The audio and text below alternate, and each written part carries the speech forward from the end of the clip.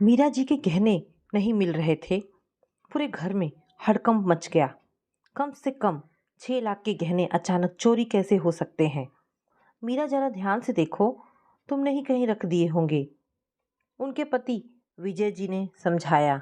मैं अभी इतनी भी बूढ़ी नहीं हुई हूँ कि गहने कहाँ रखे यह याद ना आए।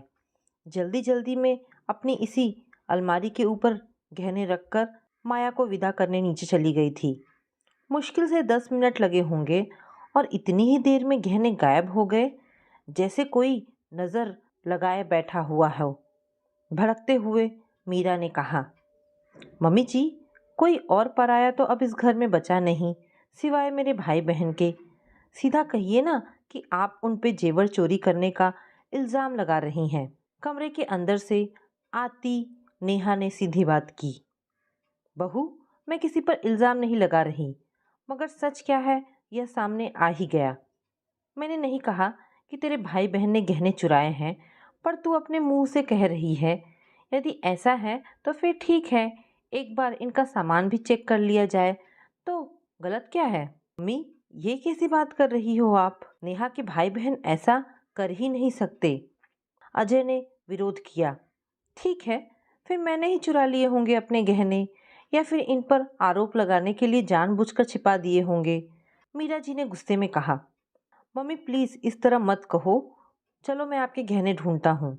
हो सकता है अलमारी के पीछे गिर गए हो या हड़बड़ी में गलती से कहीं और रख दिए हो। मम्मी, कई दफा इंसान दूसरे काम करते करते कोई चीज कहीं रख कर भूल भी जाता है। चलिए पहले आपका कमरा देख लेता हूँ।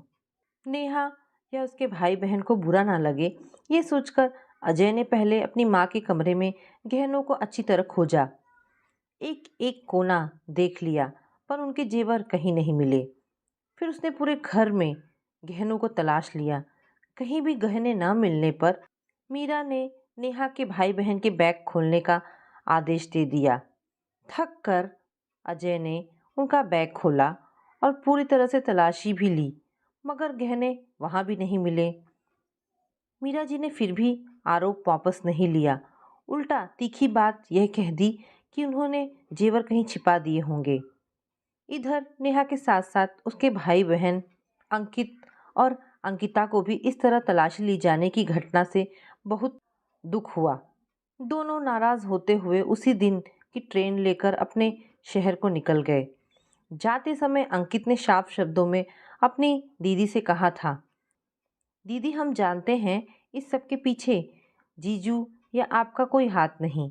हम चाहते हैं आप अपने ससुराल में खुशहाल जीवन जिए, पर हम दोनों भाई बहन अब इस घर में कभी भी कदम नहीं रखेंगे।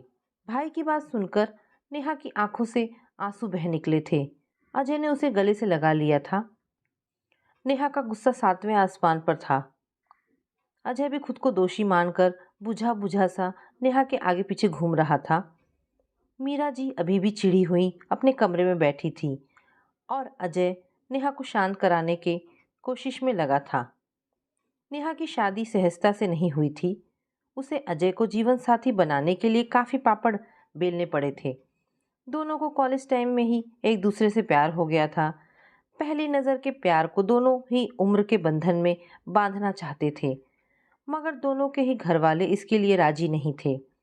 काफी मान मवल और इमोशनल ड्रामे के बाद किसी तरह नेहा के घर वालों ने तो अपनी सहमति दे दी, मगर अजय के घर वालों की सहमति अभी भी बाकी थी। अजय की माँ मीरा देवी किसी भी हाल में दूसरी जाति की बहू को अपने घर में लाने को तैयार नहीं थी। उनका कहना था कि कल को अजय के छोटे भाई बहन भी इसी तरह उसका देखा देखी कदम उठाएंगे। इसीलिए वह अजय को लव मैरिज की इजाज़त नहीं दे सकती थी। अजय के पिता इस मामले में थोड़े आधुनिक विचार के थे। उनके लिए बेटे की खुशी ज़्यादा मायने रखती थी। उनकी स्वीकृति पाकर अजय ने नेहा के साथ कोर्ट मैरिज करने का फैसला लिया। जब मीरा जी को यह बात पता चली तो उनका गुस्सा 7वें आसमान पर चढ़ गया। उन्हें इस बात पर बहुत गुस्सा आ रहा था कि पति ने उनकी इच्छा के विपरीत बेटे को लव मैरिज के लिए इजाज़त दे दी। मीरा जी को इस बात पर भी काफ़ी गुस्सा था कि वह बेटे की शादी का हिस्सा भी नहीं बन पाई। एक माँ के लिए बेटे की शादी का मौका बहुत खास होता है। कुछ दिन इसी तरह बीत गए। नेहा घर में बहू बनकर आ गई थी, मगर ना तो घर में शादी की रौनक हुई और ना ही रिश्तेदारों को न्योता मिला। नई बहू का गृह प्रवेश भी हो गया और घर में हंसी खुशी का माहौल भी नहीं बन सका। नेहा समझ नहीं पाती थी कि वह घर के हालातों को नॉर्मल कैसे बनाए। उसे पता था कि मम्मी जी उसे पसंद नहीं करती, फिर भी वह अपनी तरह से सास ससुर का पूरा ख्याल रखती और उनका दिल जीतने की पूरी कोशिश करती। मीरा जी अलग कमरे में बंद रहती तो विजय जी को भी संकोच में बहू से ज़्यादा बातें नहीं करते। अजय पहले की तरह ऑफिस चला जाता और देवर यानी अभय और ननद रिया का अधिकांश समय कॉलेज में ही बीतता। धीरे धीरे विजय जी नेहा के बात व्यवहार से काफ़ी प्रभावित रहने लगे। मीरा जी की नाराज़गी भी कम होने लगी थी, मगर उनका मुंह इस बात पर अभी भी फूला हुआ था कि बेटे की शादी भी हो गई और घर में कोई रौनक भी नहीं हुई। सब कुछ सूना सूना सा रह गया। इसका सॉल्यूशन भी विजय जी ने निकाल लिया। मीरा, क्यों ना हम अपने बेटे का रिसेप्शन धूमधाम से करें? उसमें सारे रिश्तेदार भी आ जाएंगे और घर में रौनक भी हो जाएगी। मीरा जी ने यह बात स्वीकार कर ली। सही मौका देखकर रिसेप्शन का आयोजन किया गया। मीरा जी ने इसमें अपनी सारी अधूरी तमन्नाएं पूरी की। खान पान और सजावट का शानदार प्रबंध किया गया। नए कपड़े, जेवर और रिश्तेदारों की जमावट के बीच वह पुराने दर्द भूल गई। कई दिनों तक मेहमानों का आना जाना लगा रहा। हंसी ठहाकों की मजलिस के बीच घर में एक नए माहौल की शुरुआत हुई। विजय जी को लगने लगा कि अब सब कुछ ठीक हो जाएगा। उनकी तरह मीरा जी भी नेहा को दिल से स्वीकार कर लेंगी। नेहा के घर वालों से मेलजोल बढ़ाने और मीरा के फूले मुंह को छिपाने के लिए विजय जी ने नेहा के भाई बहन को 10-15 दिन के लिए घर में ही रोक लिया। नेहा का भाई अंकित काफ़ी मजाकिया स्वभाव का था, तो बड़ी बहन अंकिता नाच गाने में बहुत होशियार थी। अजय की बहन रिया और भाई अभय भी अंकित और अंकिता के साथ खूब मस्ती धमाल करते। 5-6 दिन इसी तरह धुमाल मस्ती में बीत गए। नेहा और अजय भी नए माहौल का मजा ले रहे थे। मीरा जी भी नॉर्मल रहने लगी थी। सब कुछ अच्छा चल रहा था कि इसी बीच गहनों की चोरी वाली घटना ने सबको सकते में डाल दिया। हंसी खुशी और मस्ती का माहौल कुछ ही देर में तनावपूर्ण हो गया था। अंकित और अंकिता उसी शाम अपने घर चले गए थे और नेहा बिल्कुल खामोश सी हो गई थी। मीरा जी का बड़बड़ाना चालू रहा, जबकि अजय नेहा को नॉर्मल करने के प्रयास में लगा रहता। विजय जी अपने कमरे में उदास से बैठे रहते। उन्होंने सोचा था घर में हंसी खुशी आएगी, पर हो गया था उल्टा। समय के साथ जख्म भरते गए। मीरा जी और नेहा सामान्य व्यवहार करने लगी थीं, मगर एक दूसरे के प्रति उदासीनता लंबे समय तक कायम रही। करीब 4-5 महीने इसी तरह गुजर गए। एक दिन अजय घर लौटा तो उसके चेहरे पर एक अलग ही तरह का सुकून और खुशी के भाव थे। आते ही उसने नेहा से कहा, मैंने बताया था ना कि बेंगलोर में एक जगह खाली है और उसके लिए मैंने महीनों पहले ट्रांसफ़र की अर्ज़ी दी थी। वह आज अप्रूव हो गई है। इस महीने की 30 तारीख को मुझे वहाँ के ब्रांच ऑफिस को ज्वाइन करना है। सुनकर नेहा का चेहरा भी खिल उठा। अजय ने अपनी माँ को यह बात बताई तो उन्होंने सवालिया नज़रों से बेटे की तरफ देखा और फिर उदास होकर पलकें झुका ली। विजय जी भी उदास होकर अपने बेटे की तरफ देखा। दोनों समझ रहे थे कि अजय के इस फैसले की वजह क्या है, पर वे कहते भी तो क्या। अजय और नेहा बेंगलोर शिफ्ट हो गए।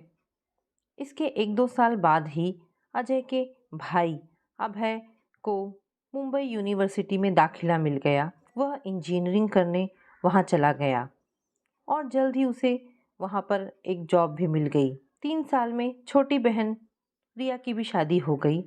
अब घर में केवल विजय जी और मीरा जी ही रह गए थे। समय इसी तरह गुजरता गया।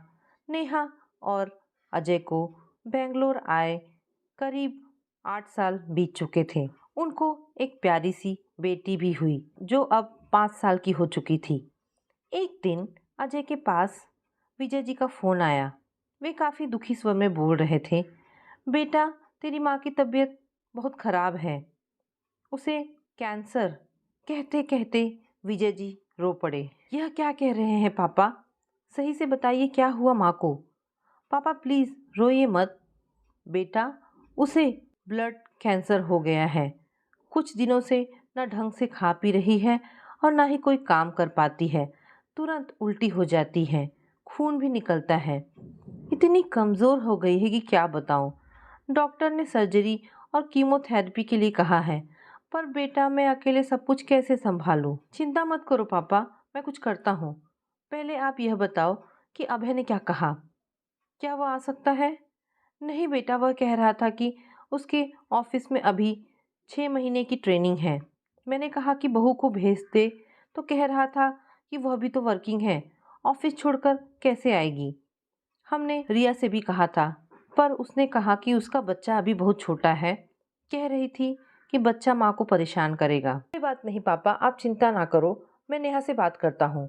हो सका तो वह अपने स्कूल से 1 महीने की छुट्टी लेकर माँ के पास पहुँच जाएगी। बेटा देख ले, हमें अभी किसी की ज़रूरत तो बहुत है, पर बहू भी तो स्कूल शिक्षिका है, वर्किंग है, उसकी नौकरी पर असर ना पड़े तभी भेजना। वैसे भी बहू के साथ हमने जो सलूक किया था उसके बाद हमारा कोई हक नहीं कि हम उसे बुलाए। ऐसी बात क्यों कर रहे हैं पापा? मैं बात करके बताता हूँ। अगले दिन ही अजय ने फ़ोन करके बताया कि पापा, नेहा ने माँ की सेवा के लिए 1 महीने की छुट्टी ले ली है। ज़रूरत पड़ी तो छुट्टी आगे बढ़ा लेगी। मैं भी 1 हफ्ते के लिए आ रहा हूँ। 2 दिन बाद ही अजय और नेहा घर पहुँच गए। मीरा जी बिस्तर पर पड़ी हुई थी। नौकर भी छुट्टी पर जा चुका था। नेहा ने सबसे पहले नहा धोकर पूरे घर की साफ सफाई की। फिर मीरा जी को अच्छी तरह नहलाकर कपड़े बदले, उनके बेड का कवर, पिल्लो कवर आदि निकालकर धो दिए, नए चादर बिछाए, पर्दे आदि धोए। अगले दिन ही अजय मीरा जी को लेकर अस्पताल पहुंचा। संभावित इलाजों के बारे में बात की। अभी मीरा जी को कीमोथेरेपी दी जा रही थी।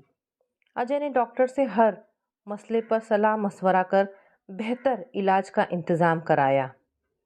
1 हफ्ता रुककर वह वापस चला गया और नेहा मन लगाकर मीरा जी की सेवा करती रही। मीरा जी फिलहाल अपने काम करने में भी समर्थ नहीं थी। कई बार कपड़े में उल्टी कर देती तो कभी कपड़े गंदे हो जाते। खुद पर कंट्रोल नहीं रख पाती। पर नेहा हर तरह की परेशानियों में सास के साथ खड़ी रही। उनकी बैसाखी बनकर वह इस तकलीफ के समय में उनका सहारा बनी हुई थी। हमेशा उन्हें खुश रखने की कोशिश करती। शरीर की तकलीफ़ों के साथ साथ मन की तकलीफ़ें भी घटाने के प्रयास में लगी रहती। कभी मालिश करती तो कभी चंपी। समय इसी तरह गुजरता रहा। मीरा जी नेहा को दिन रात आशीर्वाद देती रहती। उनको अपने किए पर बहुत शर्मिंदगी महसूस होती कि जिस बहू के परिवार पर चोरी का इल्ज़ाम लगा दिया था, आज केवल वही उनके काम आ रही है। वह चाहती तो दूसरों की तरह आने से मना भी कर सकती थी, पर उसने ऐसा नहीं किया। वह घर को और मीरा जी को ऐसे संभाल रही थी कि जैसे कभी कुछ हुआ ही ना हो। एक दिन मीरा जी बैठे बैठे रोने लगी। नेहा ने बहुत पूछा कि आखिर रोने की वजह क्या है, मगर वह सिर्फ रोती रहीं। उन्हें बहुत देर तक फफक फफक कर रोता देखकर नेहा बेचैन हो गई। वह ससुर विजय जी को बुलाकर लाई। विजय जी पत्नी को चुप कराने लगे। फिर नेहा से बोले, बात यह है कि इनकी बहन इन्हें देखने आना चाहती है, पर इन्होंने अपनी बहन से मिलने से इनकार कर दिया। अब मुझे समझ नहीं आ रहा था कि जो बहन इनके दिल के इतनी करीब रही है, उनसे ही यह मिलना क्यों नहीं चाहती। रो भी रही हैं और मिलना भी नहीं है। पापा, आप मम्मी जी से आराम से बात कर लो, मैं बाहर चली जाती हूँ। शायद वह आपसे रोने का कारण बता लें। कहकर नेहा कमरे से बाहर निकल गई। विजय जी ने जब अकेले में मीरा जी से वजह पूछी तो मीरा जी रोती हुई बोली, आज मुझे बहुत पश्चाताप हो रहा है। मैंने नेहा और उसके निर्दोष भाई बहन के साथ जो किया वह माफ़ी के लायक भी नहीं। यानी तुमने जानबूझकर हाँ, मैंने जानबूझकर उन पर आरोप लगाया था, पर यह सब मेरे दिमाग की उपज नहीं थी। सच मानो, मैंने यह सब अपनी बहन के कहने पर किया था। मेरी बहन ने ही मुझे सलाह दी थी कि यदि तुम नेहा को घर से निकलवाना चाहती हो तो उसके घर वालों पर आरोप लगाओ, उन्हें बेइज्जत करो। कहते कहते वह फिर से रोने लगी। विजय जी आश्चर्य से उनका चेहरा देखते रह गए। हाँ, दीदी ने ही मुझे कहा था कि बहू को अजय और अपने पति के मन से उतारने के लिए उसके घर वालों पर चोरी का इल्जाम लगा दो। वह खुद ही शर्मसार होकर घर छोड़ देगी। अजय भी पत्नी से झगड़ा करेगा और नेहा के घर वाले भी फिर दोबारा इधर का रुख नहीं करेंगे। तुम ऐसा कैसे कर सकती हो मीरा? अपनी बहन के कहने पर तुमने दो निर्दोष बच्चों के ऊपर इल्जाम लगा दिया। तुम्हारी योजना पूरी भी हो गई। दोनों बच्चे दोबारा कभी भी हमारे घर नहीं आए। तुम नेहा को अजय और मेरे मन से उतारना चाहती थी। पर क्यों मीरा? अपने बेटे की खुशियों की दुश्मन क्यों बनना चाहती थी? माना दीदी ने तुम्हें सलाह दी, पर खुद भी तो सोचना चाहिए था ना, विजय जी ने गुस्से में कहा। मीरा जी फूट फूट कर रोती हुई खुद को कोसने लगी तो उनकी खराब हालत देखते हुए विजय जी ने जल्द बात खत्म की और उसे सीने से लगाकर कहा, जो हो गया उसे भूल जाओ मीरा। अब तुम्हारे आगे जो है उसे देखो। तुम्हारी बहू तुम्हारी दिन रात सेवा कर रही है, बस उसे जी भरकर आशीर्वाद दे लो। तुमने जो गलत किया उसका पछतावा खत्म हो जाएगा। पछतावा तो तब खत्म होगा जब दोनों बच्चे फिर से इस घर में आए। प्लीज़ आप नेहा को समझाओ ना, वो अपने भाई अंकित और बहन अंकिता को फिर से हमारे घर में बुलाए। मैं एक बार उनसे माफ़ी मांग लूँ। पहले तो तुम्हें नेहा से माफ़ी मांगनी चाहिए मीरा। मैं नेहा को बुला कर लाता हूँ। विजय जी ने नेहा को बुलाया तो वह दौड़ी आई। क्या हुआ पापा जी? तबीयत तो ठीक है ना मम्मी जी की? मीरा नेहा के दोनों हाथ पकड़कर सिर से लगाकर रोती हुई बोली, माफ़ कर दे बेटा, मैंने तेरे साथ बहुत गलत किया था।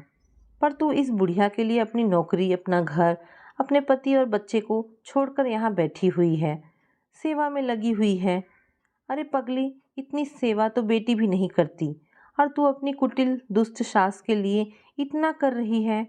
ऐसी सास जिसने कभी भी तुझे दिल से नहीं अपनाया, तेरे भाई बहन पर चोरी का इल्ज़ाम लगा दिया। उस बुढ़िया के लिए तू इतना क्यों कर रही है मेरी बेटी? इस बुढ़िया को माफ़ कर दे। मम्मी जी, आप यह क्या कह रही हैं? आप मेरी माँ जैसी हैं ना। आपकी तकलीफ़ में आपके काम आ सकूं, यह तो मेरे लिए खुशी की बात है। पर आप इस तरह रो नहीं मम्मी जी। प्लीज़, आपकी तबीयत खराब हो जाएगी। माफ़ी की कोई बात नहीं, आप मुझे बहू के रूप में देखना नहीं चाहती थी, इसी वजह से आपका यह रिएक्शन हुआ। पर मुझे पता है आप दिल की बहुत अच्छी हैं और पछतावा करने की कोई बात नहीं। मैं मानती हूँ मेरे भाई बहन के साथ आपने बहुत गलत किया था। आपको आरोप लगाना था तो मुझ पर लगाती, मगर मेरे भाई बहन ने तो किसी का कुछ भी नहीं बिगाड़ा था। नेहा ने उनके हाथों को सहलाते हुए कहा, इसी बात का तो पछतावा है मुझे मेरी बहू। मैंने तेरे साथ बहुत गलत किया। देख ले, इस बात की सज़ा मिल रही है मुझे। बिस्तर पर आ गिरी हूँ। मम्मी जी, ऐसा कुछ नहीं है, आप ठीक हो जाएंगी। बेटा, अब मुझे इस पछतावे से मुक्ति तभी मिलेगी जब तेरे भाई बहन से हाथ जोड़कर माफ़ी मांग लूँगी। मम्मी जी, आप परेशान ना हो, मैं उनसे बात करती हूँ। मेरी बहन तो हैदराबाद में है, वहीं शादी हुई है उसकी, इसलिए शायद वह नहीं आ सकेगी, पर भाई को बुलाने की पूरी कोशिश करती हूँ। कहकर नेहा ने फ़ोन उठा लिया। उसने फ़ोन पर अंकित को घर बुलाया तो उसने साफ मना कर दिया। दीदी, आप तो जानती हो उस आरोप को मैं कितनी मुश्किल से अपने मन से दूर कर पाया हूँ। 20 साल की उम्र में चोरी का इल्ज़ाम लग जाए, वो भी अपनी बहन के ससुराल में, तो बस एक यही इच्छा होती है कि कहीं जाकर डूब मरो। नहीं अंकित, ऐसा नहीं सोचते। माफ़ कर दे उन्हें, उनकी तबीयत सही नहीं है बेटा। नेहा ने भाई को समझाने की कोशिश की। तब तक मीरा जी ने नेहा के हाथ से फ़ोन ले लिया और अंकित के आगे खुद ही गिड़गिड़ाने लगी। बेटा अंकित, प्लीज़ मान जा, इस बुढ़िया को माफ़ कर दे। मैं इस दुनिया से ही जाने वाली हूँ बेटा।